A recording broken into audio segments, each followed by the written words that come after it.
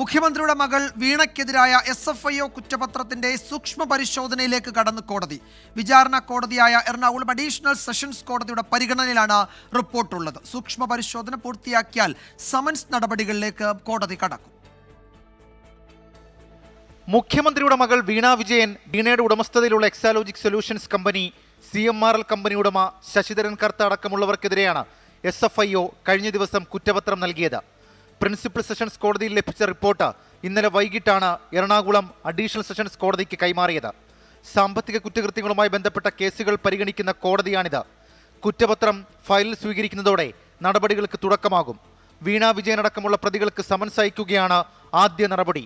തുടർന്നാകും വിചാരണാഘട്ടത്തിലേക്ക് കടക്കുക. സമൻസിനെയും SFIO കുറ്റപത്രത്തെയും ചോദ്യം ചെയ്ത് വീണ വിജയനടക്കമുള്ളവർക്ക് കോടതിയെ സമീപിക്കാനും കഴിയും. SFIO deputy director M. Arun പ്രസാദിന്റെ നേതൃത്വത്തിലുള്ള അന്വേഷണ സംഘമാണ് കൊച്ചിയിലെ കോടതിയിൽ അന്തിമ റിപ്പോർട്ട് നൽകിയത്. വിവിധ വകുപ്പുകളിലായി കമ്പനികൾ ഉൾപ്പെടെ 13 പേരാണ് പ്രതിസ്ഥാനത്ത്.